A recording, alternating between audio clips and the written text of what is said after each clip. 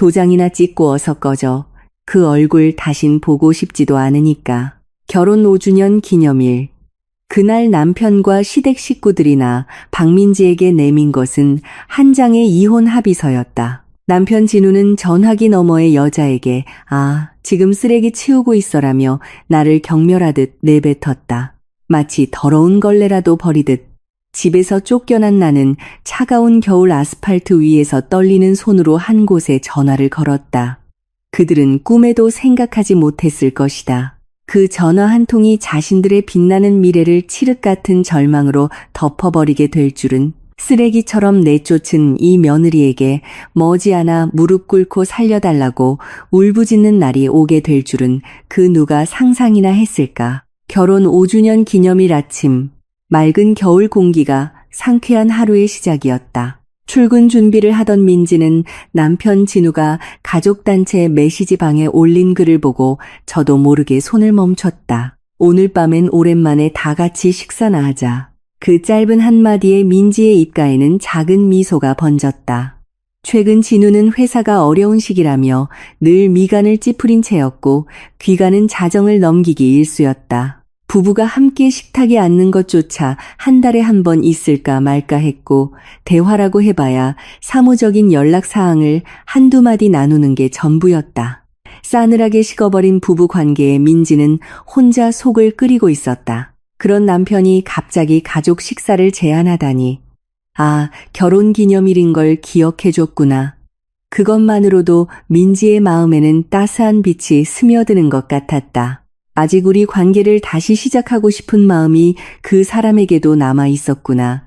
그렇게 생각하니 자연스레 가슴이 벅차 올랐다. 일을 마친 민지는 가벼운 발걸음으로 강남의 백화점으로 향했다. 예전에 진우가 쇼윈도를 바라보며 언젠가 저런 넥타이 한번 매보고 싶다고 툭 내뱉었던 말이 떠올랐기 때문이었다. 명품 브랜드 매장의 묵직한 문을 열고 실크로 된 아름다운 넥타이를 구매하자 직원이 정성스럽게 리본을 묶어주는 동안 진우가 기뻐할 얼굴을 상상하며 민지는 행복감에 젖어 있었다. 물론 시어머니 선희가 좋아하는 유명 한과점의 과자를 사는 것도 잊지 않았다. 시댁 식구들에게 잘 보이고 싶은 마음도 있었지만 그보다 오늘만큼은 온 가족이 진심으로 함께 웃을 수 있는 하루가 되기를 바랐다.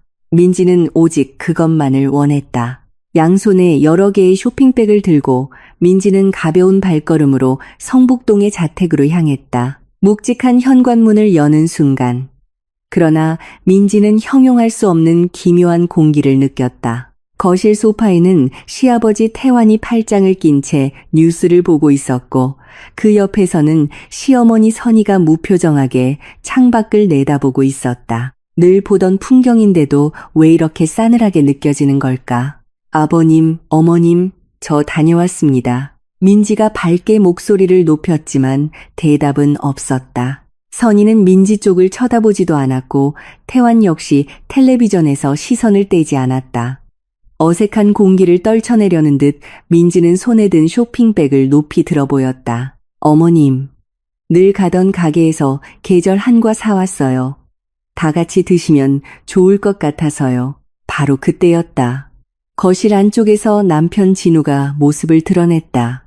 민지는 반가움에 얼굴을 빛내며 다가서려 했지만 남편의 표정을 보고 그 자리에 얼어붙었다. 딱딱하게 굳은 얼굴, 어떤 감정도 읽을 수 없는 차가운 눈동자.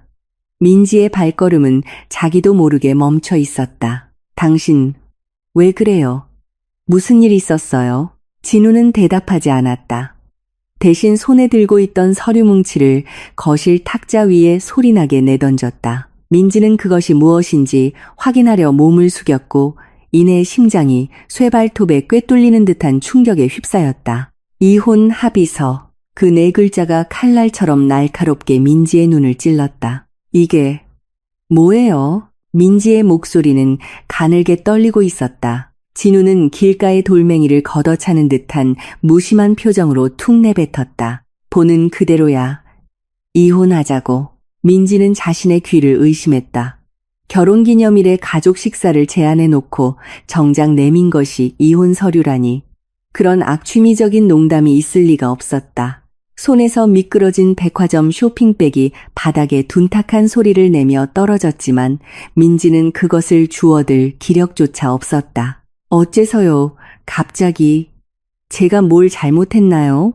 진우는 깊은 한숨을 내쉬더니 진심으로 질렸다는 말투로 대답했다. 딱히 이유는 없어. 그냥 질렸어. 너와의 생활에 질렸어. 그 한마디가 날카로운 얼음 조각이 되어 민지의 가슴에 박혔다. 함께 보낸 5년이라는 세월이 단 한마디로 재처럼 부서져 버릴 수 있는 것이었다니. 민지가 할 말을 잃고 망연자실 서 있자 그때까지 침묵하던 시어머니 선희가 스윽 일어나 천천히 다가왔다. 내가 지금까지 얼마나 참고 산 줄 아니? 그 목소리에는 오랫동안 쌓아온 응어리 같은 불만이 가득했다. 대다를 이을 손주 하나 낳지도 못하고 진우 일에 도움이 되는 것도 아니고 대체 넌 뭐 때문에 이 집에 있는 거니? 민지는 입술을 굳게 깨물었다. 아이가 생기지 않은 것은 민지 혼자만의 문제가 아니었다. 그리고 이 집의 온갖 가사를 도맡으면서 디자인 사무소에서의 일도 계속해왔다. 몸이 10개라도 부족할 만큼 필사적으로 헌신해왔다고 생각했다. 하지만 그런 말은 이 사람 앞에서 입 밖으로 낼 수 없었다. 텔레비전을 보던 시아버지 태환도 리모컨을 내려놓고 무겁게 입을 열었다. 우리도 이제 한계다. 더 이상 내 아들 앞길 막지 말아줬으면 좋겠구나. 민지는 세 사람의 얼굴을 차례로 바라보았다. 남편도 시어머니도 시아버지도 모두 같은 방향을 보고 있었다. 마치 오래전부터 이 순간을 계획해온 것처럼 그 누구의 눈에도 한치의 망설임조차 보이지 않았다. 민지는 마지막 희망을 걸고 떨리는 목소리로 진우에게 물었다. 정말 이혼하고 싶은 거예요? 다시 한번 생각해 볼 수는 없어요? 내가 더 노력할게요. 그 말을 진우는 코웃음 쳤다. 노력? 이제 와서. 내 마음은 이미 떠났어. 우리 집안에 더 어울리는 여자랑 결혼하고 싶거든. 집안.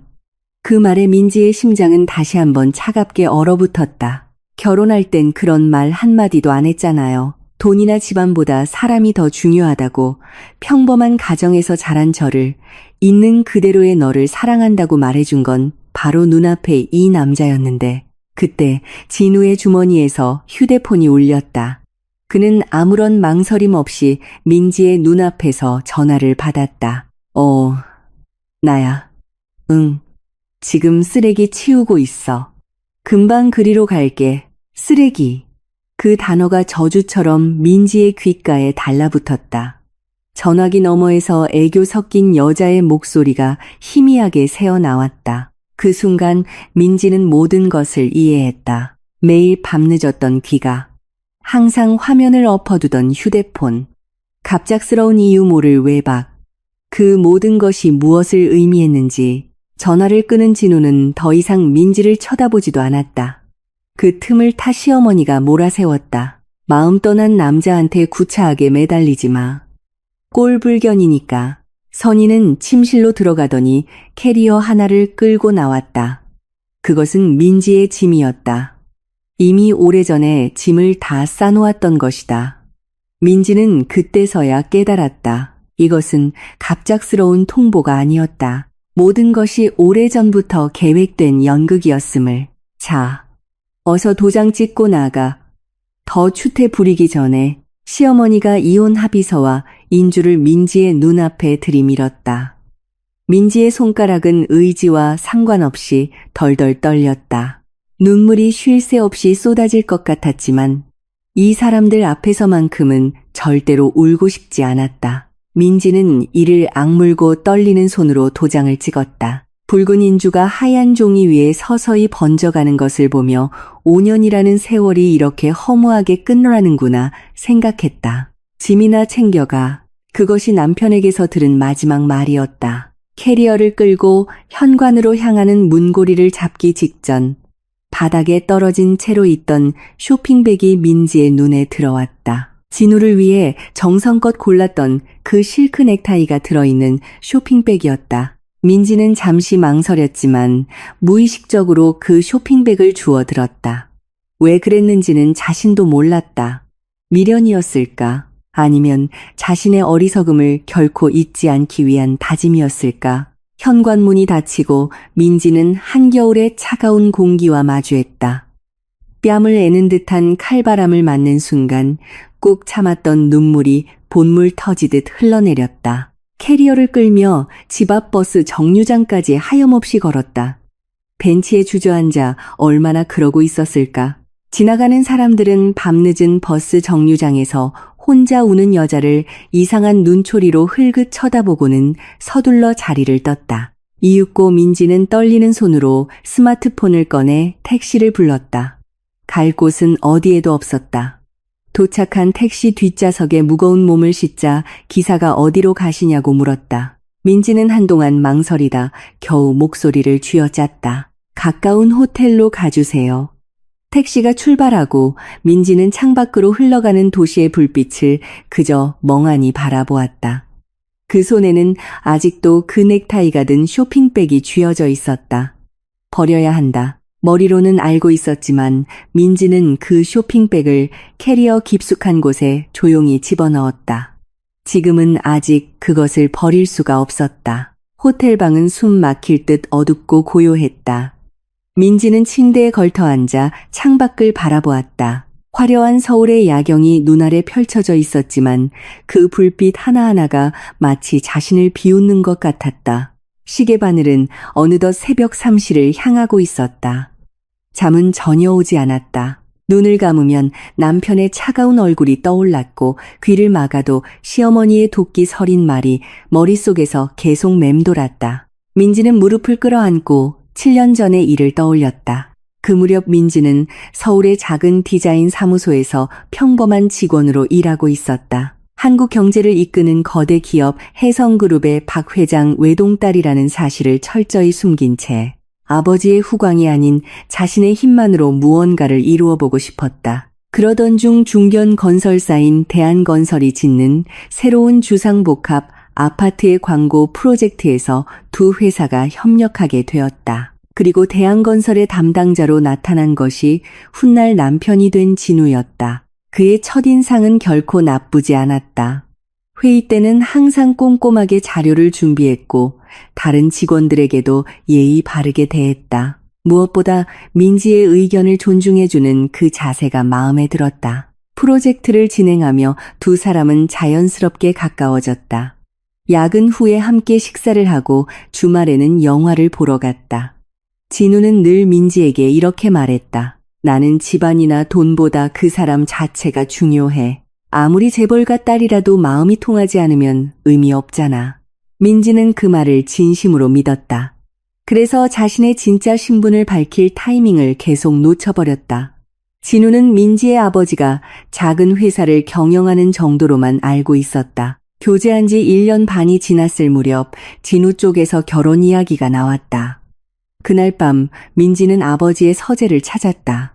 처음으로 진우의 이야기를 하기 위해서였다. 아버지, 저 만나는 사람이 있어요. 재벌가 자제는 아니지만 아주 성실하고 좋은 사람이에요.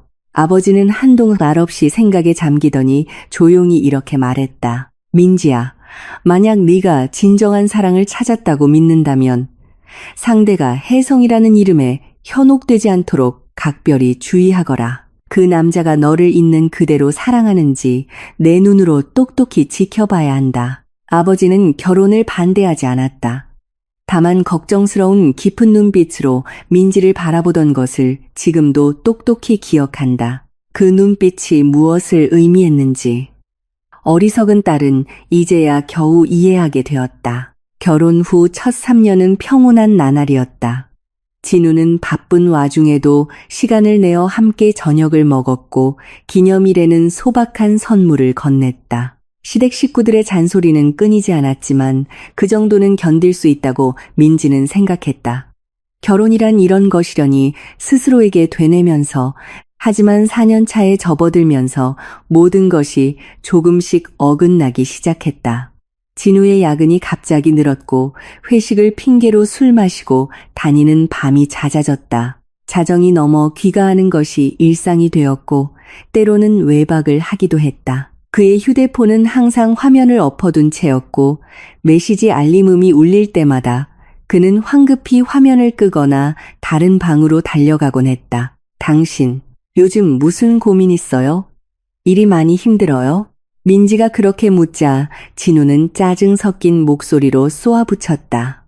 회사 일도 모르는 주제에 일일이 참견하지 마. 그 한마디에 민지는 더 이상 아무 말도 할 수 없게 되었다. 언제부터 이렇게 된 걸까? 함께 거실에 있어도 서로 스마트폰만 쳐다보는 시간이 늘었고 부부의 대화는 날이 갈수록 줄어들었다. 그래도 민지는 포기하지 않았다. 부부에게는 권태기라는 것이 있을지도 모른다. 시간이 지나면 분명 다시 예전 관계로 돌아갈 수 있을 거야. 그렇게 스스로를 위로했다. 하지만 어젯밤 모든 것이 끝났다. 전화기 너머에서 들려온 그 여자의 목소리, 자신을 쓰레기라고 부른 남편의 차가운 목소리, 그것이 김진우라는 인간의 진짜 모습이었다. 처음부터 그랬던 걸까? 아니면 중간에 변해버린 걸까? 이제 와서는 알 수 없다. 하지만 그것이 지금 무슨 의미가 있을까? 창밖이 밝아오고 있었다. 오전 6시. 민지는 조용히 침대에서 일어났다. 더 이상 혼자 괴로워하고 있을 수만은 없었다. 떨리는 손으로 스마트폰을 들고 연락처를 스크롤하다가 아버지라는 이름 앞에서 손가락이 멈췄다. 신분을 숨기고 결혼한 이상 친정과 자주 연락을 주고받을 수는 없었다. 시댁 식구들에게 정체가 알려질까 두려워 항상 신경을 썼다. 그 결과 아버지와의 연락도 점점 뜸해지고 말았다. 아버지는 그런 딸의 선택을 조용히 존중해 주었지만 민지의 마음 한구석에는 늘 무거운 죄송함이 자리하고 있었다. 민지는 깊이 숨을 들이쉬고 통화 버튼을 눌렀다. 2번의 신호음이 울린 후 그리운 목소리가 고막을 울렸다. 아버지의 목소리는 예전과 조금도 변함이 없었다. 그 목소리를 듣는 순간 민지의 눈에서 굵은 눈물방울이 흘러내렸다. 아버지, 저 집에 돌아가도 될까요? 전화기 너머에서 잠시 침묵이 흘렀다. 그리고 아버지의 낮지만 더없이 따뜻한 목소리가 들려왔다. 그래, 물론이지. 아버지는 계속 기다리고 있었단다. 전화를 끊은 민지는 서둘러 호텔을 체크아웃했다. 택시를 타고 향한 곳은 도심에서 조금 떨어진 부촌에 위치한 저택이었다. 한국 경제계의 정점에 군림하는 해성그룹의 본가가 그곳에 있었다. 묵직한 대문 앞에 도착하자 경비원이 민지의 얼굴을 알아보고 경례와 함께 문을 열어주었다. 5년 만에 돌아온 집이었지만 잘 가꿔진 정원의 나무들도 현관에 걸린 문패도 모든 것이 옛날 그대로였다. 떨리는 마음으로 거실에 발을 들여놓자 소파에 앉아있던 아버지가 일어나 이쪽으로 걸어왔다. 민지의 초췌한 얼굴과 붉게 부어오른 눈을 보고 아버지의 표정은 순간 험악해졌다. 하지만 그는 아무 말 없이 그저 딸의 몸을 힘껏 껴안아 주었다. 5년 만에 느끼는 아버지의 따뜻한 품 안에서 민지는 마치 어린아이처럼 소리내어 울었다. 지난 5년간 필사적으로 참아왔던 슬픔과 분노가 본물 터지듯 쏟아져 나와 멈추지 않았다. 얼마나 울었을까. 이윽고 민지는 흐느끼며 겨우 말을 이었다. 아버지, 죄송해요. 제 선택이 틀렸어요. 아버지는 딸의 머리를 부드럽게 쓰다듬으며 조용히 말했다. 내 탓이 아니다. 사람의 마음속은 그 누구도 들여다볼 수 없는 법이니까. 아버지는 민지를 서재로 데려갔다. 그리고 금고에서 두툼한 봉투 하나를 꺼냈다.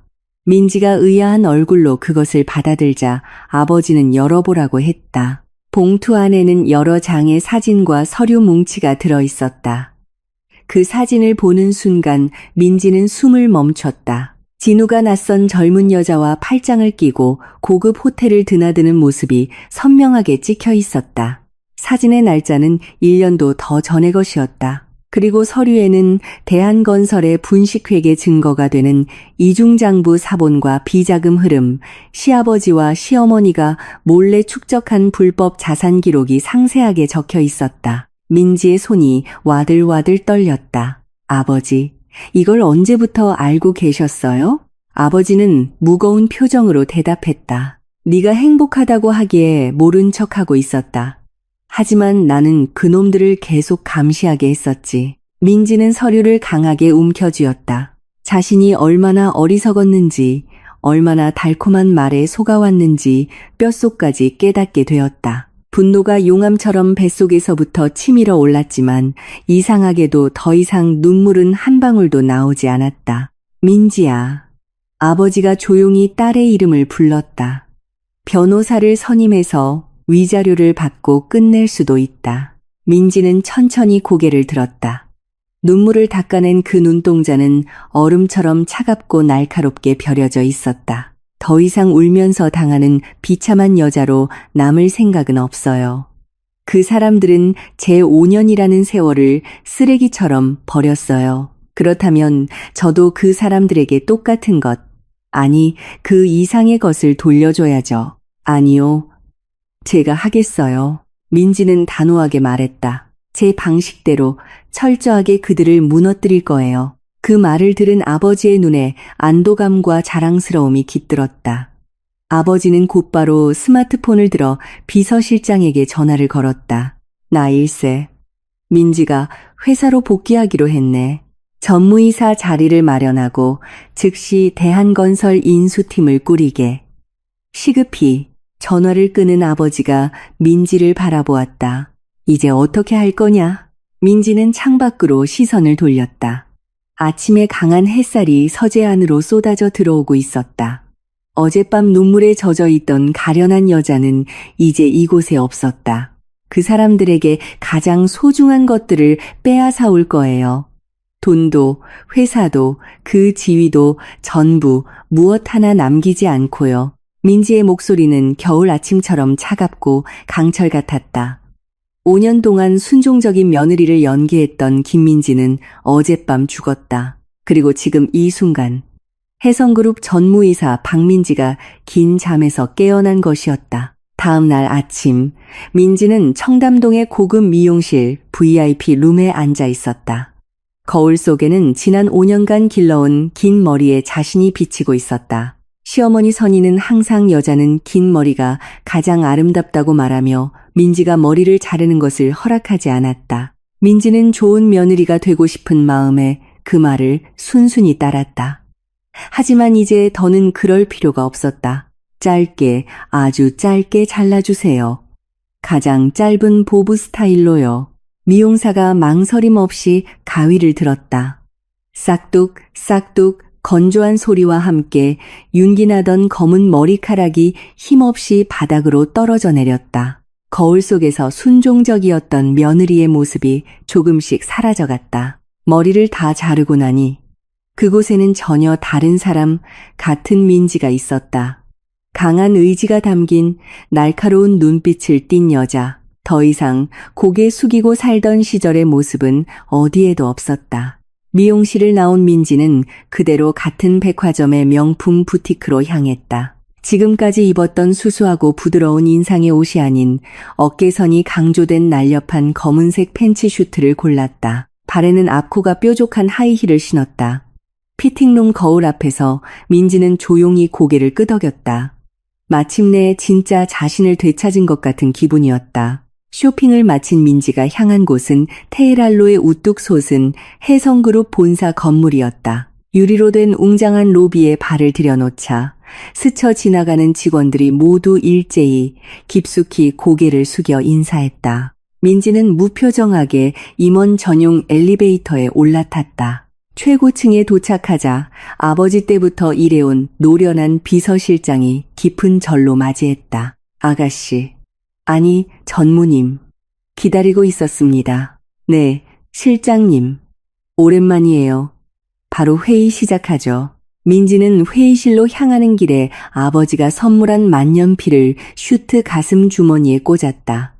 이 만년필로 첫 계약서에 사인했던 것이 벌써 10년 전이었다. 그때의 초심으로 돌아간 듯한 기분이었다. 묵직한 회의실 문을 열자 기라성 같은 임원들이 일제히 자리에서 일어났다. 민지는 유유히 앞으로 걸어가 자리에 앉은 뒤 조용하지만 단호한 목소리로 이렇게 선언했다. 오늘부터 대한건설 인수합병 관련 프로젝트는 제가 직접 지휘하겠습니다. 임원들 사이에 작은 동요가 일었지만 민지의 얼음장같이 냉철한 눈빛에 그 파문은 금세 잦아들었다.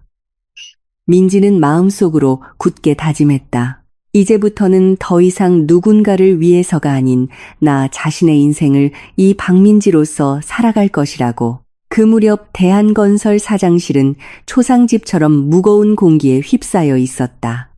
사장인 김태환은 책상 위에 산더미처럼 쌓인 서류를 괴로운 표정으로 노려보고 있었다. 주거래 은행들로부터 줄줄이 대출 중단을 통보하는 공문이 날아들고 있었던 것이다. 자금 사정은 날이 갈수록 악화일로를 걷고 있었다. 이대로라면 몇 달도 안 돼 회사가 부도나는 것은 불을 보듯 뻔했다. 사장님, 혜성그룹에서 연락이 왔습니다. 비서의 말에 태환의 눈이 번뜩였다. 혜성이라고? 무슨 일로? 그게 새로운 리조트 개발 파트너 기업을 찾고 있는데 저희 회사에 큰 관심이 있다고 합니다. 태환은 의자에서 벌떡 일어났다. 혜성그룹이라면 한국 경제계의 정점에 군림하는 거대 재벌이다. 저런 대기업과 손을 잡을 수만 있다면 당장의 자금난 해결은 물론이고 회사의 위상이 단숨에 뛰어오르게 될 것이다. 당장 진우 불러. 잠시 후 아들 진우가 사장실로 들어왔다. 아버지에게 혜성그룹 건을 전해 듣고 그의 얼굴에도 환한 빛이 깃들었다. 혜성이요? 정말이에요, 아버지? 그래. 이 기회를 놓쳐선 안 된다. 이것만 잡으면 우리 회사는 완벽하게 재기할 수 있어. 진우는 활짝 웃었다. 최근 회사 경영 상태가 악화되는 것을 피부로 느끼며 불안감에 휩싸여 있었다. 새로 사귄 애인 유라에게 약속했던 강남의 타워 팰리스도 이대로라면 그림의 떡이 될 판이었다. 아버지, 그 미팅 준비 저한테 맡겨주세요. 이번엔 반드시 성사시키겠습니다. 태환은 만족스럽게 고개를 끄덕였다. 그래. 혜성박 회장이 직접 만나고 싶다고 할지도 모르니 빈틈없이 준비해둬라. 진우는 사장실을 나오자마자 애인 유라에게 전화를 걸었다. 유라야, 나야. 좋은 소식이 있어. 어머, 진우씨. 무슨 일이에요? 혜성그룹이랑 엄청 큰 계약이 성사될 것 같아. 이것만 잘 되면 네가 갖고 싶어 하던 그 타워 팰리스 진짜로 사줄 수 있어. 전화기 너머에서 유라의 목소리 톤이 한껏 올라갔다. 정말요? 진우씨 최고. 그러니까 조금만 더 기다려. 이 계약만 따내면 우리 인생은 탄탄대로라고. 전화를 끄는 진우는 비릿한 미소를 지었다. 민지를 내쫓은 이후 유라와의 관계는 더욱 대담해지고 있었다. 더 이상 숨길 필요도 없었다. 진우는 유라에게 회사 법인카드를 쥐어주며 마음껏 쓰라고 했고 유라는 그날 바로 백화점에서 명품 가방을 여러 개 사들였다. 며칠 후 혜성그룹 비서실에서 대한건설로 정식 연락이 왔다. 최종 결정권자께서 직접 뵙고 싶다고 하십니다. 다음 주 월요일 저희 본사 대회의실로 와주시기 바랍니다. 전화를 끄는 태환은 환호성을 질렀다. 최종 결정권자라고? 그렇다면 박 회장 본인이 틀림없어. 박 회장이 직접 나온다는 말이야. 진우도 흥분을 감추지 못했다. 아버지, 이건 거의 결정된 거나 마찬가지예요. 우리가 해냈다고요. 태환은 즉시 직원들을 소집했다. 프레젠테이션 처음부터 다시 만들어. 숫자 하나라도 틀리면 어떻게 되는지 알지? 직원들은 연일 밤샘 작업에 돌입했다. 태환은 그 모습을 만족스러운 표정으로 바라보았다. 부도 직전이었던 회사가 혜성그룹 덕분에 기적적으로 부활하는 것이다. 이것은 하늘이 우리에게 준 기회가 틀림없다. 그렇게 믿어 의심치 않았다. 진우는 맞춤 정장 가게에서 새로운 슈트를 맞췄다. 거울 앞에서 넥타이 매듭을 몇 번이고 고쳐매며 혼잣말을 했다. 박 회장님 앞에서 초라한 모습을 보일 수는 없지. 민지를 내쫓은 것에 대한 죄책감 따위는 이제 흔적도 남아있지 않았다.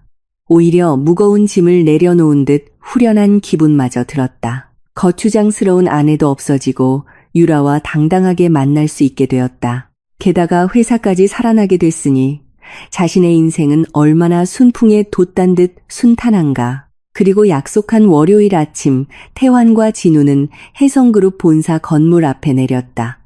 하늘을 찌를 듯 솟아있는 거대한 유리 건물, 대리석 바닥과 높은 천장이 두 사람을 압도했다. 자신들에 대한 건설과는 비교조차 되지 않는 그야말로 왕의 풍모였다. 진우는 마른 침을 삼켰다. 접수 데스크의 안내에 따라 엘리베이터에 오르자 임원 전용층 버튼이 눌렸다.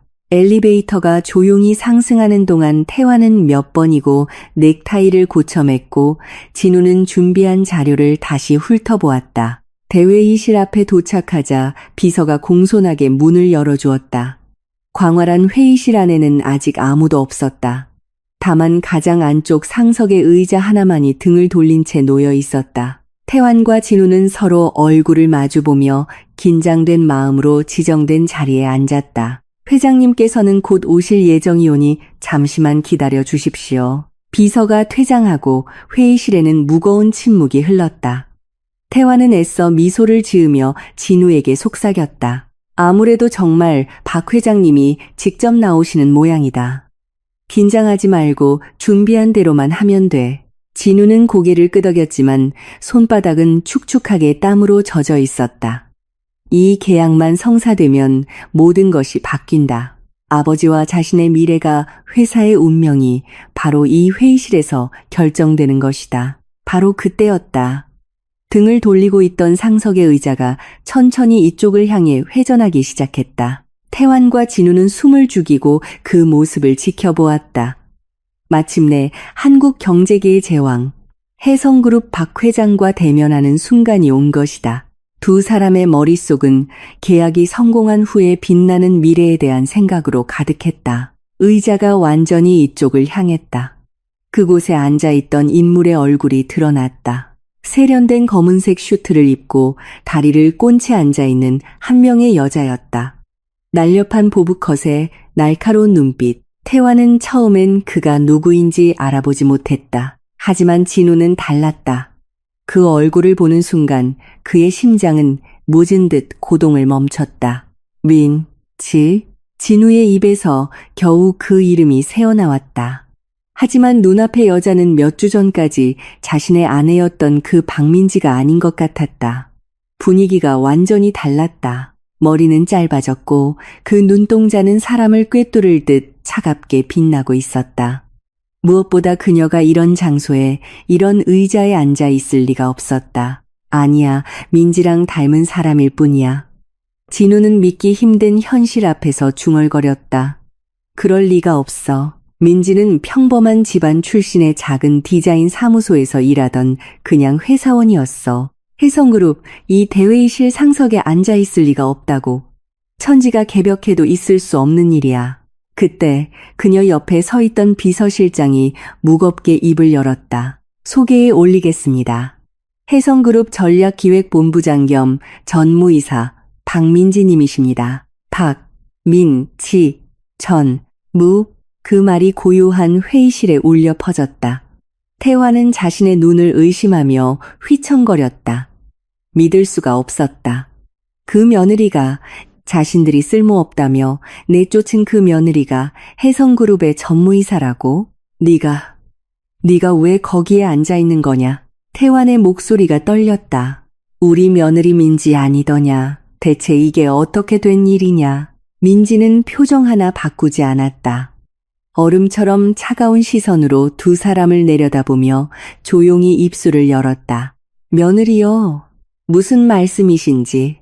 저는 김 사장님과는 오늘 처음 뵙는 사이인데요. 그 말투는 완전히 타인을 대하는 것이었다. 5년 동안 아버님이라 불렀던 남자를 앞에 두고 민지는 처음 만나는 거래처 사람을 대하듯 쌀쌀맞게 말했다. 앉으시죠, 김 사장님. 민지가 턱으로 자리를 가리켰다. 그것은 명령이었다. 태환은 다리에 힘이 풀린 듯 털썩 의자에 주저앉았다. 진우는 여전히 망연자실한 채 서 있었다. 믿을 수 없는 현실 앞에서 그저 지리멸렬한 말만 반복할 뿐이었다. 이게 뭐야? 몰래 카메라 같은 건가? 너 언제 혜성에 취직한 거야? 말도 안 되잖아. 민지는 진우 쪽을 쳐다보지도 않았다. 대신 옆에 비서에게 눈짓했다. 비서가 두툼한 서류 뭉치를 태환 앞에 놓았다. 그럼 본론으로 들어갈까요? 대한건설의 재무 상황을 검토해 보았습니다. 민지의 목소리는 어디까지나 사무적이었다. 마치 처음 만나는 거래처를 냉철하게 평가하듯이. 서류 4페이지를 보시죠. 태환은 떨리는 손으로 서류를 넘겼다. 그곳에는 대한건설에 극비어야 할 재무제표가 상세하게 적혀 있었다. 민지는 말을 이었다. 최근 3년간 대규모 분식회계를 해오셨더군요. 매출은 부풀리고 부채는 숨기고 하청업체에 대한 갑질, 소위 단가 후려치기 기록도 다수 확인했습니다. 공사 현장에서의 산업안전보건법 위반 건수는 무려 23건에 달하고요. 태원의 얼굴에서 피띠가 가셨다. 그 정보들은 절대로 외부에 새어나가서는 안 될 회사의 어두운 비밀 그 자체였다. 대체 어디서 어떻게 이 여자가 그것을 알아냈단 말인가? 이런 회사에 저희 혜성그룹의 이름을 빌려달라고 하시는 겁니까? 민지는 그 서류를 집어들더니 마치 먼지를 털어내듯 바닥으로 내던졌다. 하얀 종이들이 무참히 바닥에 흩어졌다. 참으로 뻔뻔한 부탁이시네요. 그 순간 진우의 이성의 끈이 끊어졌다. 그는 자리를 박차고 일어나 곧장 민지에게로 달려들었다. 그 얼굴은 분노와 굴욕으로 새빨갛게 물들어 있었다. 박민지, 감히 우리를 속여. 내가 뭔데? 진우가 민지를 향해 주먹을 지켜든 순간이었다. 그의 양옆에서 건장한 체격의 남자 2명이 나타나 양팔을 단단히 붙잡았다. 경호원들이었다. 진우는 필사적으로 몸부림쳤지만 건장한 남자들의 팔은 꿈쩍도 하지 않았다. 경호원들은 가차없이 진우의 팔을 등 뒤로 꺾어 그 자리에 꿇어앉혔다. 놔. 이 자식들아. 진우는 짐승처럼 소리쳤지만 더는 허망한 저항일 뿐이었다. 민지는 천천히 자리에서 일어나 바닥에 무릎 꿇린 진우 앞으로 걸어갔다. 고요한 회의실에 민지의 하이힐 소리만이 또각또각 차갑게 울려 퍼졌다. 민지는 진우의 눈앞에서 멈춰서서 그를 내려다보았다. 몇 주 전까지만 해도 자신을 쓰레기라며 비웃던 남자가 지금은 비참하게 바닥에 엎드려 있다. 여긴 내 회사야. 민지의 목소리는 낮고 땅을 기는 듯 했다. 진우는 그 말을 코웃음 쳤다. 하, 내 회사라고? 웃기지 마. 여기가 어떻게 내 회사야.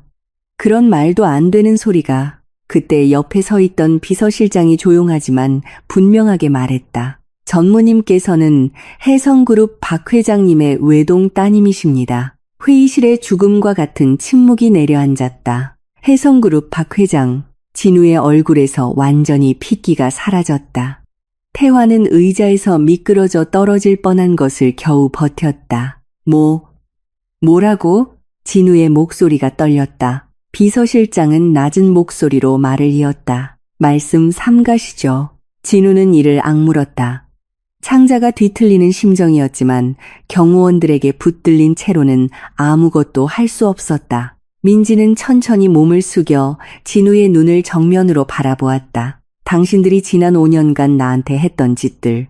이제부터 하나씩 그 대가를 치르게 해줄게. 진우의 눈동자가 공포로 흔들렸다. 하지만 민지의 눈에는 한치의 동요도 없었다.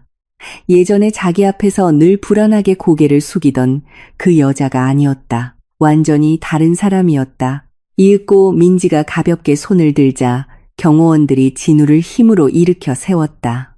진우는 회의실에서 끌려나가면서도 계속 악을 썼다. 박민지. 이걸로 끝이라고 생각하지 마.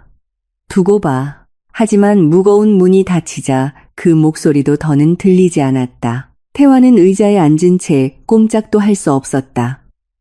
다리에 전혀 힘이 들어가지 않았다. 민지는 다시 자리로 돌아와 앉았다. 김 사장님, 민지가 불렀다. 태환은 겁에 질린 얼굴로 고개를 들었다.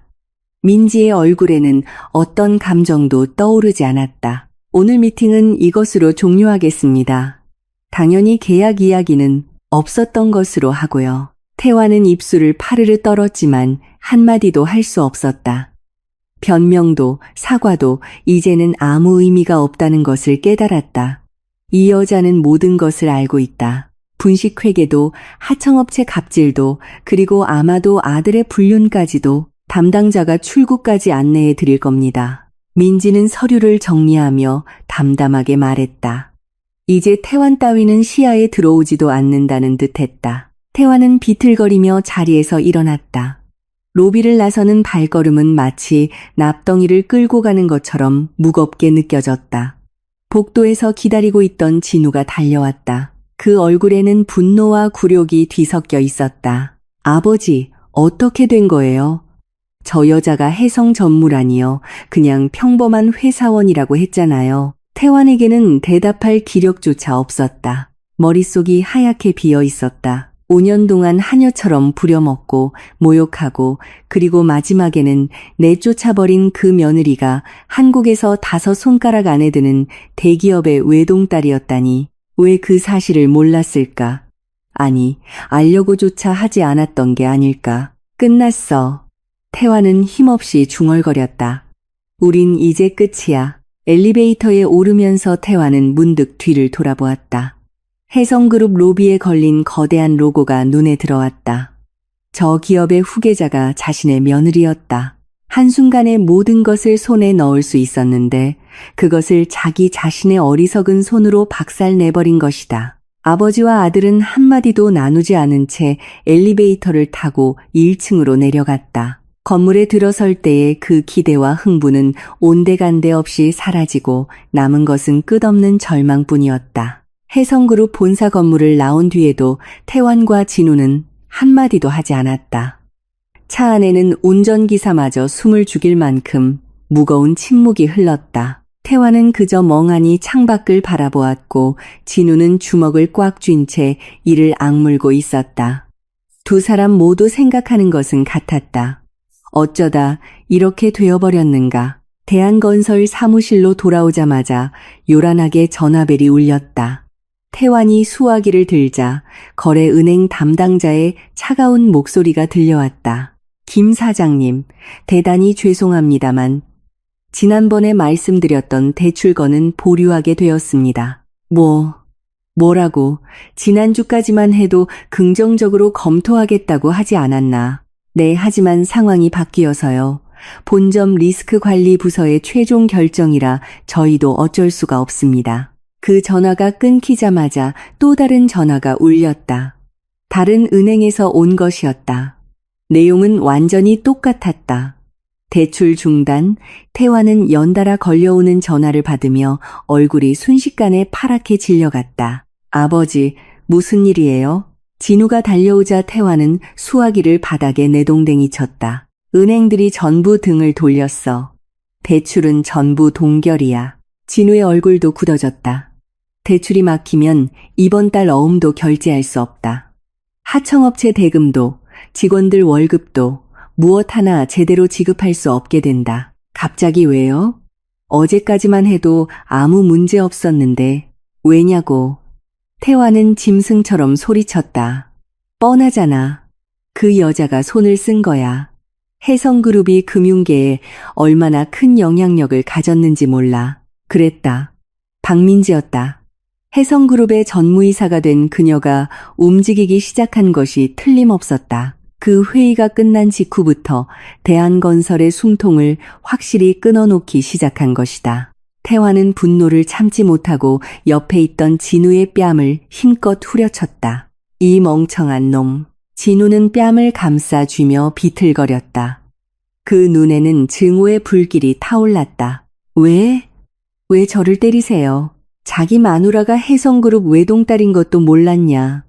5년이나 같이 살았으면서 내가 바람만 안 피웠어도 우리는 혜성의 인척이 될 수 있었어. 태환의 고성이 사무실 전체에 울려 퍼졌다. 밖에 있던 직원들이 겁에 질려 이쪽을 쳐다보았지만 누구 하나 끼어들려 하지 않았다. 그게 왜 저만의 탓이 되는데요? 며느리 내쫓자고 한 건 아버지랑 어머니 아니었어요? 대를 이을 자식도 못 낳는 쓸모없는 년이라고 그렇게 구박한 게 누군데요. 진우가 처음으로 아버지에게 어금니를 드러냈다. 태화는 순간 할 말을 잃었다. 아들의 말이 맞았다. 민지를 내쫓기로 결정한 것은 자신들 부부였다. 진우의 바람은 어디까지나 핑계에 불과했다. 됐다. 태화는 힘없이 손을 저었다. 지금 말싸움할 때가 아니야. 일단 돈부터 구해야 해. 아버지와 아들은 각자 수화기를 붙들고 아는 경영자들에게 닥치는 대로 전화를 걸기 시작했다. 하지만 돌아오는 대답은 모두 같았다. 미안하지만 지금은 좀 어려워. 다음에 이쪽에서 연락할게. 대한건설이 해성그룹에 찍혔다는 소문은 순식간에 업계 전체에 퍼져 있었다. 그 무렵 성북동 자택에서는 아내 선희가 남편의 전화를 받고 있었다. 여보, 갑자기 무슨 일이에요? 집에 있는 귀금속을 전부 챙겨 놓으라니. 전화기 너머에서 태환의 다급한 목소리가 들려왔다. 설명할 시간 없어. 금고 안에 있는 거 몽땅 챙겨놔. 땅 문서도. 선희는 영문도 모른 채 전화를 끊었다. 그러자 이번에는 아들에게서 전화가 걸려왔다. 어머니, 큰일 났어요. 민지 그 여자 해성그룹 회장 외동딸이었어요. 뭐? 선희는 자신의 귀를 의심했다. 뭐라고? 민지가 해성그룹 딸이라고? 그 가난뱅이 집안 딸이 가난뱅이가 아니었다고요. 우리한테 계속 숨기고 있었던 거예요. 지금 그 여자가 해성 전무가 돼서 우리 회사 대출을 전부 막아버렸어요. 전화가 끊긴 후 선희는 소파에 털썩 주저앉았다. 머릿속이 하얗게 비었다. 지난 5년간 자신이 그 며느리에게 했던 온갖 구박이 주마등처럼 뇌리를 스쳐 지나갔다. 내가 그 애한테 뭐라고 했더라. 선희는 중얼거렸다. 집안의 짐 덩어리라고 했지. 이 집안의 수치라고 했어. 매일 바닥걸레질을 시켰고 명절에는 하루 종일 부엌에 서 있게 했다. 아이를 낳지 못한다고 구박했고 마지막에는 이혼 서류를 내밀며 집에서 내쫓았다. 그 애가 그 재벌가 아가씨였다니. 선희의 손이 덜덜 떨리기 시작했다. 공포가 발밑에서부터 스멀스멀 기어 올라왔다. 자신이 저지른 짓들이 거대한 부메랑이 되어 자신에게 돌아올 것은 불을 보듯 뻔했다. 하지만 선희의 마음속에 곧 다른 생각이 떠올랐다. 아니야. 괜찮을 거야. 그 애는 나한테 5년 동안 한 번도 거역한 적이 없었잖아. 찾아가서 사과하면 돼. 그래, 무릎 꿇고 울면서 빌면 분명 용서해 줄 거야. 선희는 스스로에게 그렇게 되뇌며 너무나 어리석은 희망을 품었다. 한편 진우는 당장의 돈을 마련하기 위해 애인 유라에게 연락을 취하고 있었다. 유라에게 주었던 법인카드로 현금 서비스를 받으려 했던 것이다. 하지만 카드사에 문의하자 이 카드는 현재 사용이 정지되었습니다라는 차가운 안내 음성만 흘러나왔다. 진우는 유라에게 전화를 걸었다. 유라야, 나야. 지금 어디야? 진우 씨. 왜요? 유라의 목소리가 평소와 달랐다. 어딘가 쌀쌀맞았다. 급하게 돈이 필요하게 됐어. 조금만 빌려줄 수 있을까? 금방 갚을게. 전화기 너머에서 침묵이 흘렀다. 이윽고 유라가 차갑게 쏘아붙였다. 미안해요, 진우 씨. 저 지금 바빠서. 나중에 통화해요. 뚝. 일방적으로 전화가 끊겼다. 진우는 멍하니 스마트폰을 바라보았다. 몇 번을 다시 걸어도 유라가 전화를 받는 일은 다시는 없었다. 사실 유라는 인터넷 뉴스를 통해 대한건설의 경영위기를 이미 알고 있었다. 경제 뉴스 사이트에는 중견건설사 대한건설 자금난 악화로 부도위기라는 헤드라인이 크게 떠 있었다. 유라는 그 기사를 읽으며 피식 코웃음을 쳤다. 재벌이 세라더니 그냥 허풍쟁이였네. 유라가 진우에게 접근한 것은 말할 것도 없이 그의 돈 때문이었다.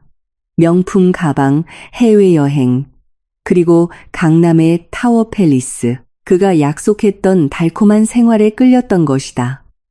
하지만 그 진우가 빈털터리가 된다면 이야기는 완전히 달라졌다. 침몰하는 배에 함께 탈 생각 따위는 그녀에게 없었다. 유라는 진우의 전화번호를 망설임 없이 차단해버렸다. 그 무렵 민지는 해성그룹 집무실에서 다음 단계를 지시하고 있었다. 실장님, 대한건설 내부 상황은 어떻죠? 비서실장이 태블릿 PC를 내밀며 보고했다. 전무님 예상대로 심각한 자금난에 빠져 있습니다. 사채까지 쓰려고 하는 모양이지만 저희가 먼저 손을 써둬서 그것도 어려울 겁니다. 내부에 협력해 줄 만한 사람은 있나요? 경리부에 김 부장이라는 사람이 있습니다. 10년 이상 근무했는데 김진우 상무에게 상습적으로 갑질을 당했다는 기록이 있습니다. 민지의 눈이 날카롭게 빛났다. 만나봐야겠네요. 바로 자리 좀 만들어주세요. 며칠 후 민지는 해성그룹이 운영하는 호텔 카페의 룸에서 그 김 부장과 은밀히 만나고 있었다. 40대 중반 정도로 피로와 체념이 얼굴에 새겨진 소심해 보이는 남자였다. 갑자기 불러내서 죄송합니다, 김 부장님. 민지가 먼저 입을 열었다. 김 부장은 긴장한 기색으로 깊이 고개를 숙였다. 아닙니다. 그런데 저 같은 사람에게 대체 무슨 일로 단도직입적으로 말씀드리죠. 민지는 커피잔을 조용히 내려놓았다. 대한건설은 곧 망합니다. 지금 상태로는 3개월도 버티지 못할 거예요. 김 부장의 얼굴이 굳었다. 그 역시 어렴풋이 느끼고 있던 사실이었다. 회사가 부도나면 직원들 퇴직금도 지급되지 않겠죠. 김 부장님은 10년 넘게 근무하셨잖아요. 그 세월이 전부 물거품이 되는 겁니다. 김 부장은 입술을 깨물었다. 민지의 말 그대로였다. 제가 도와드릴 수 있습니다. 대신 한 가지 부탁드릴 게 있어요. 무엇을 하면 될까요? 김 부장이 조심스럽게 물었다. 민지는 그의 눈을 똑바로 바라보며 말했다. 김 사장과 진우 상무의 비자금 관련 자료, 이중장부 원본이 필요합니다. 어디에 있는지 알고 계시죠? 김 부장은 잠시 망설였다. 그것은 회사의 최고 기밀이었다. 하지만 동시에 그것은 자신이 10년 동안 모른 척 해온 부정의 증거이기도 했다. 진우에게 사람들 앞에서 모욕당하고 때로는 폭행까지 당했던 날들의 기억. 깊은 밤 사무실에서 혼자 장부 숫자를 조작해야 했던 굴욕의 밤. 그 모든 것이 뇌리를 스쳐 지나갔다. 알겠습니다. 김 부장은 마침내 각오를 다진 듯 고개를 끄덕였다. 제가 하겠습니다. 민지의 입가에 희미하고 차가운 미소가 떠올랐다. 복수라는 이름의 퍼즐, 그 마지막 조각이 이제 막 맞춰지려 하고 있었다. 그로부터 며칠 후 깊은 밤, 김 부장은 야근을 핑계로 혼자 대한건설 사무실에 남아 있었다. 시계 바늘은 밤 10시를 가리키고 있었다. 대부분의 직원은 이미 퇴근했고 고요한 사무실에는 비상등의 희미한 불빛만이 감돌고 있었다. 김 부장은 조용히 자리에서 일어나 주위를 둘러보았다. 아무도 없는 것을 확인하고 조심스럽게 사장실로 향했다. 심장이 미친 듯이 쿵쾅거렸다. 이 회사에 10년 넘게 근무하면서 이런 엄청난 일을 저지르는 것은 물론 처음이었다. 하지만 후회는 없었다. 민지 전무의 말이 맞았다. 이 회사는 곧 망한다. 그렇게 되면 자신의 10년은 그저 헛된 시간으로 끝나버릴 것이다. 사장실 문을 조심스럽게 열었다. 사장인 태환의 책상 뒤에는 거대한 금고가 놓여 있었다. 김 부장은 그 비밀번호를 알고 있었다. 경리부에 10년이나 있으면서 비자금 관련 서류를 이 금고에 넣고 빼는 심부름을 셀 수 없이 많이 해왔기 때문이었다. 태환은 그런 자비를 직접 하지 않았다. 번호를 입력하자 묵직한 소리를 내며 금고 문이 열렸다. 안에는 서류 뭉치와 여러 개의 USB 메모리 그리고 현금 다발이 가득 차 있었다. 김 부장은 서류를 대충 훑어보았다. 이중장부 원본이었다. 실제 매출과 세무서에 신고된 매출이 얼마나 다른지, 그 차액이 어디로 사라졌는지 모든 것이 거기에 기록되어 있었다. USB 메모리도 하나씩 확인했다. 그중 하나에 차명 계좌 리스트라는 이름의 폴더가 있었다. 열어보니 태환과 진우가 회사 돈을 횡령해 숨겨둔 비자금 계좌의 전모가 기록되어 있었다. 거기에는 진우가 애인 유라의 오피스텔을 구매할 때의 자금 흐름까지도 명확하게 적혀 있었다. 김 부장은 손이 떨리는 것을 억누르며 USB 메모리를 주머니에 넣었다. 서류도 특히 중요한 것들만 골라 자신의 가방에 쑤셔 넣었다. 금고문을 다시 닫고 사장실을 나오려던 바로 그때였다. 복도에서 발소리가 들려왔다. 김 부장은 심장이 팼는 줄 알았다. 황급히 주위를 둘러보고 사장실 옆 탕비실로 몸을 숨겼다. 문틈으로 조심스럽게 복도 상황을 살폈다. 진우였다. 무슨 일로 온 건지 이 깊은 밤에 불쑥 사무실에 들어온 것이다. 진우는 자기 책상으로 가더니 서랍을 뒤지기 시작했다. 무언가 서류를 찾는 듯했다. 김 부장은 숨을 죽이고 가만히 기다렸다. 자기 심장 소리가 너무 커서 진우에게 들릴까봐 식은땀이 등을 타고 흘렀다. 1분이 마치 1시간처럼 길게 느껴졌다. 다행히 진우는 서류 몇 장을 챙겨 들고는 금방 사무실을 나갔다. 엘리베이터 움직이는 소리가 멀어지는 것을 확인하고 김 부장은 겨우 탕비실에서 기어 나왔다. 다리에 힘이 풀려 벽에 기대어 크게 숨을 내쉬었다. 휴, 죽는 줄 알았네. 김 부장은 마음을 가다듬고 사무실을 나섰다. 건물 밖으로 나오자 차가운 겨울 밤 공기가 달아오른 뺨을 스쳤다. 하지만 이상하게도 머리는 맑았다. 다음 날 오전, 김 부장은 다시 민지와 만났다. 이번에도 같은 호텔 카페의 룸이었다. 김 부장은 가져온 USB 메모리와 서류를 테이블 위에 올려놓았다. 이 안에 사장 부자의 차명 계좌 내역이 전부 기록되어 있습니다. 진우 상무가 애인 오피스텔을 사줄 때의 자금 출처도요. 민지는 서류를 빠르게 훑어보았다. 예상했던 것보다 훨씬 상세한 증거였다. 이 정도만 있으면 업무상 횡령과 특별 배임죄로 고발하는 것은 확실했다. 수고하셨습니다, 김 부장님. 민지가 격려의 말을 건넸다. 김 부장은 힘없이 고개를 저었다. 아닙니다. 이건 제가 진작했어야 할 일이었습니다. 10년 동안 부정을 눈감아온 제 자신이 부끄러울 뿐입니다. 민지는 서류를 가방에 넣으며 말했다. 김 부장님, 조금만 더 참고 기다려주세요. 대한건설에서는 아무것도 모르는 척 평소처럼 일해주셨으면 합니다. 네, 이대로요. 김 부장이 의외라는 표정을 지었다. 민지는 희미하게 미소 지으며 대답했다. 네, 제가 대한건설을 인수할 테니 그때까지 기다려주세요. 썩은 살을 모두 도려낸 후에는 김 부장님처럼 성실하게 일해오신 분의 힘이 필요하니까요. 김 부장의 눈이 크게 뜨였다. 인수. 그 말의 의미를 이해하는 데는 시간이 걸리지 않았다. 알겠습니다, 전무님. 믿고 기다리겠습니다. 그 무렵 애인 유라는 자신의 오피스텔에서 짐을 싸는 중이었다. 옷장에서 명품 옷들을 차례로 캐리어에 던져 넣었다. 진우에게서 받은 명품 가방과 시계, 보석류는 이미 중고 명품점에 팔아 전부 현금으로 바꿔두었다.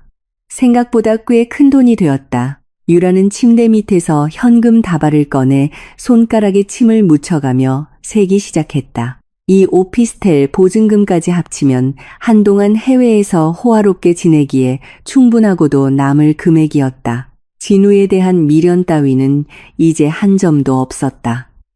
애초에 사랑 같은 것은 존재하지도 않았으니까. 휴대폰이 울렸다. 진우에게서 온 전화였다. 유라는 화면을 흘끗 보더니 말없이 수신거절 버튼을 눌렀다. 또 울렸다. 또 거절했다. 결국 유라는 진우의 번호를 완전히 차단해버렸다. 끈질기네. 정말. 유라는 혀를 찼다. 진우가 잘나갈 때는 달콤한 말만 속삭였지만 이제 와서는 돈 빌려달라는 구차한 전화뿐이었다. 계산이 빠른 유라는 이미 결론을 내렸다. 김진우는 이제 끝난 남자다. 자신은 다음 사냥감을 찾아야 한다. 유라는 캐리어에 여권과 현금 다발을 챙겨 넣었다. 다음 주에는 동남아 휴양지로 떠날 계획이었다. 거기서 한동안 휴식을 취하고 소문이 잠잠해질 때쯤 한국으로 돌아올 생각이었다. 캐리어 지퍼를 잠그려던 순간 문득 진우의 얼굴이 뇌리를 스쳤다. 처음 만난 날 자신에게 명품 가방을 선물해주던 그 의기양양한 미소가, 하지만 유라는 금세 그 감상을 떨쳐버렸다. 미안해 진우 씨. 침몰하는 배랑 같이 죽어줄 생각은 없어서 말이야. 유라는 거울 앞에서 새빨간 립스틱을 바르며 혼잣말을 했다. 캐리어를 들고 현관으로 향했다. 이 오피스텔과도 오늘로 작별이었다. 그런데 바로 그때였다. 현관 도어록을 밖에서 열려는 소리가 들려왔다. 하지만 철컥거리는 소리만 날 뿐 문은 열리지 않았다. 유라가 이미 비밀번호를 바꿔 놓았기 때문이었다. 쾅! 쾅! 문을 난폭하게 두드리는 소리가 울렸다. 유라야. 나야. 문 열어. 진우였다. 유라는 숨을 죽이고 그 자리에 멈춰섰다. 문을 열어줄 생각은 추호도 없었다. 안에 있는 거 다 알아. 방에 불 켜져 있잖아. 진우의 목소리가 점점 커졌다.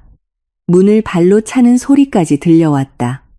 유라는 캐리어를 꽉 쥔 채 뒷걸음질 쳤다. 어이, 안 열어. 진짜 안 열 거야? 진우가 미친 듯이 문을 두드려댔다.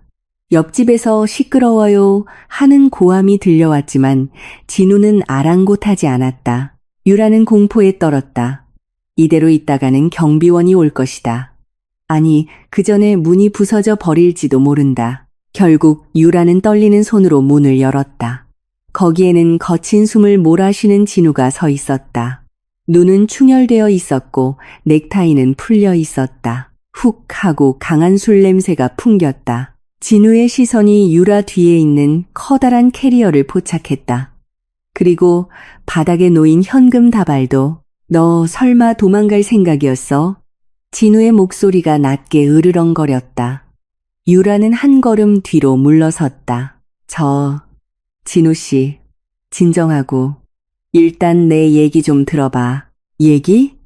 내가 이렇게 힘들 때 전화 한 통 안 받던 주제에 이제 와서 무슨 얘기를 해. 진우가 한 걸음 다가왔다. 유라의 등이 차가운 벽에 부딪혔다. 그 돈은 뭐야? 내가 사준 가방들 전부 팔아치운 거지.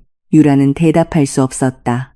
진우의 눈에 광기가 불타오르는 것이 보였기 때문이다. 이건 위험해. 진우가 유라의 팔을 난폭하게 붙잡았다. 내 돈 내놔.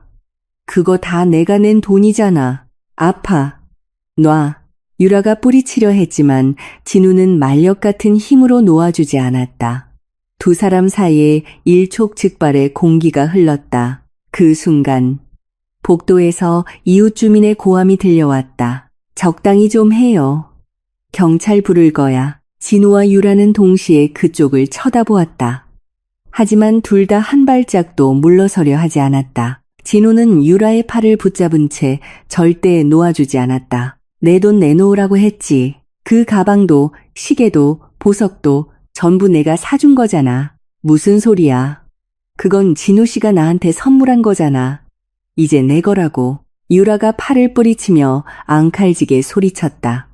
하지만 진우는 더욱 강하게 그 팔을 움켜쥐었다. 선물? 웃기지 마. 회사 카드로 긁은 것뿐이야. 그게 무슨 선물이야? 전부 내놔. 진우가 유라 뒤에 있는 캐리어를 빼앗으려 했다. 유라는 캐리어에 매달려 필사적으로 저항했다. 이건 내 거야. 놔. 절대 안 돼. 진우가 캐리어를 힘껏 당겼다. 유라도 지지 않고 맞당겼다. 두 사람은 캐리어를 사이에 두고 추한 힘겨루기를 시작했다. 그 바람에 캐리어 지퍼가 터지면서 안에서 옷과 화장품 그리고 현금 다발이 바닥에 무참히 쏟아졌다. 진우의 눈이 크게 뜨였다. 상상했던 것보다 훨씬 많은 현금이었기 때문이다. 명품들을 전부 팔아치운 게 틀림없어. 너 이만큼이나? 진짜 다 팔았구나. 진우가 바닥에 흩어진 돈을 주우려 몸을 숙였다. 유라는 그 틈을 타 진우의 가슴을 힘껏 밀쳤다. 만지지 마. 이건 내 돈이야. 진우는 비틀거리면서도 겨우 자세를 바로잡았다. 그 얼굴은 굴욕과 분노로 새빨갛게 달아올라 있었다. 야, 장유라. 내가 너한테 얼마나 쏟아부었는데 이제 와서 이러는 건 아니지. 쏟아부었다고? 그래서 뭐? 당신은 이제 그냥 빈털털이잖아. 회사도 곧 망한다며. 유라의 그 한마디가 진우의 이성의 마지막 끈을 뚝 끊어버렸다. 더는 참을 수 없었다. 진우는 유라의 뺨을 힘껏 후려쳤다. 짝 하는 마른 소리가 방 안에 울려 퍼졌다. 유라의 고개가 옆으로 돌아갔다. 뺨이 화끈거리며 얼얼했다. 유라는 믿을 수 없다는 표정으로 진우를 노려보았다. 지금 나 쳤어? 그래, 쳤다. 어쩔 건데? 진우는 비웃듯이 말했다. 그 순간 유라의 눈빛이 변했다. 그녀는 진우의 팔을 짐승처럼 힘껏 물어뜯었다. 악! 진우가 비명을 지르며 팔을 뺐다. 팔에는 선명한 이빨 자국이 남았고 피가 배어 나왔다. 진우가 팔을 감싸쥐고 비틀거리는 그 순간 유라는 테이블 위에 있던 유리 꽃병을 손에 쥐었다. 나한테 손댄 거 후회하게 해줄게. 유라는 그 꽃병을 진우를 향해 힘껏 던졌다. 진우는 재빨리 피하려 했지만 피할 수 없었다. 퍽 하는 둔탁한 소리와 함께 꽃병은 진우의 이마를 정통으로 가격했다. 윽! 진우는 짧은 신음과 함께 그대로 바닥에 쓰러졌다. 이마가 찢어져 붉은 피가 줄줄 흘러내렸다. 유라는 거친 숨을 몰아쉬며 바닥에 흩어진 돈을 미친 듯이 긁어모으기 시작했다. 그때 진우가 비틀거리며 일어섰다. 이마에서 흐르는 피를 손등으로 거칠게 닦아내고는 귀신 같은 형상으로 유라에게 다가왔다. 야, 그 돈 놓고 가. 싫어. 유라는 돈다발을 가슴에 꼭 끌어안았다. 진우가 그것을 빼앗으려 달려들었다. 두 사람은 바닥에서 뒤엉켜 뒹굴었다. 머리채를 잡고 얼굴을 핥히고 서로를 물어뜯는 그야말로 진흙탕 싸움이었다. 내 돈이야. 아니야, 내 거라고. 서로에게 욕설을 퍼부으며 돈다발 위에서 두 사람은 짐승처럼 뒤엉켰다.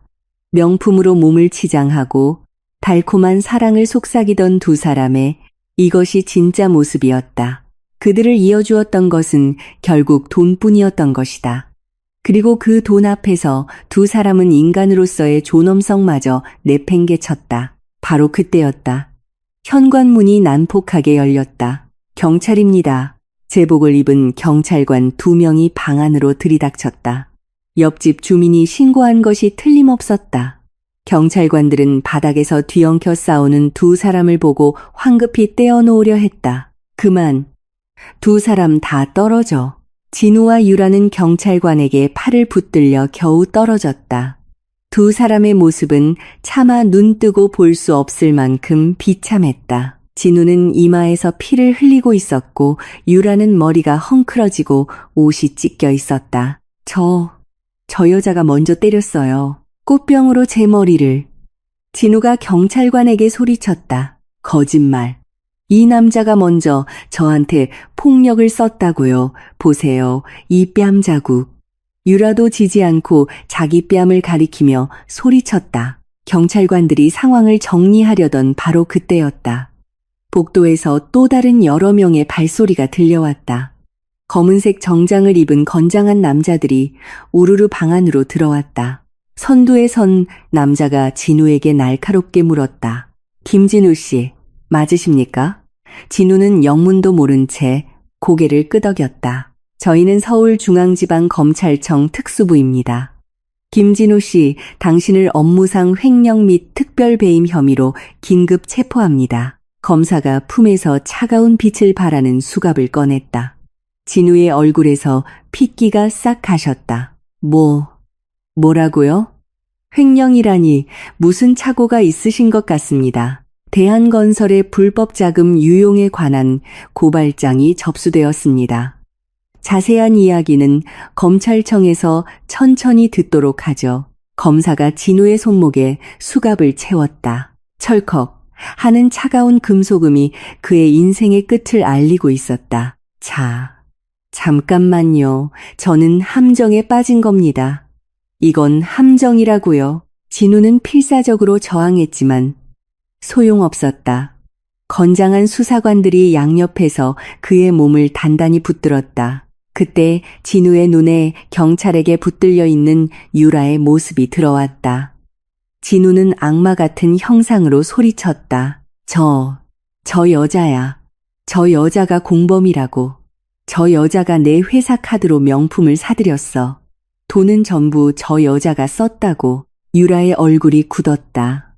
검사가 유라 쪽을 날카롭게 쳐다보았다. 장유라 씨, 당신도 중요 참고인으로 동행해 주셔야겠습니다. 싫어요. 저는 아무것도 몰라요. 이 남자가 마음대로 쓰라고 했단 말이에요. 유라는 필사적으로 몸을 비틀었지만 건장한 수사관에게 팔을 단단히 붙들렸다. 자세한 이야기는 검찰청에서 하시죠. 진우와 유라는 나란히 오피스텔 밖으로 끌려나갔다. 복도에는 구경 나온 주민들이 줄지어 서 있었다. 수군거리는 소리가 들려왔다. 어머, 저 집 사람들, 검찰이 왔나 봐.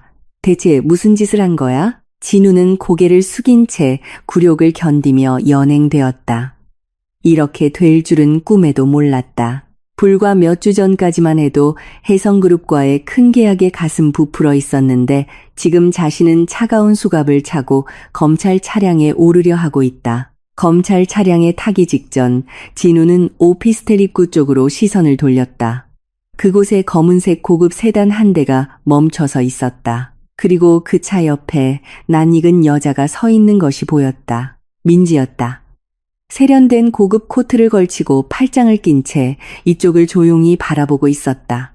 그녀 옆에는 변호사로 보이는 정장 차림의 남자가 서 있었다. 진우와 민지의 시선이 마주쳤다. 민지의 얼굴에는 어떤 감정도 떠오르지 않았다. 슬픔도 분노도 그리고 기쁨마저도 그저 얼음처럼 차갑게 이쪽을 내려다보고 있을 뿐이었다. 잘 어울리네. 민지가 작게 그렇게 중얼거리는 것이 보였다. 서로 사랑하는 사이라면서 마지막까지 함께할 수 있어서 다행이잖아. 진우는 치를 떨었다.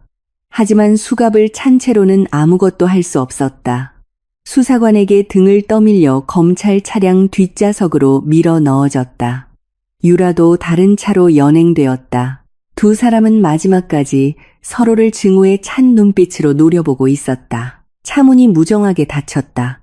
창밖으로 민지의 모습이 점점 멀어져 갔다. 진우는 그때서야 모든 것을 깨달았다.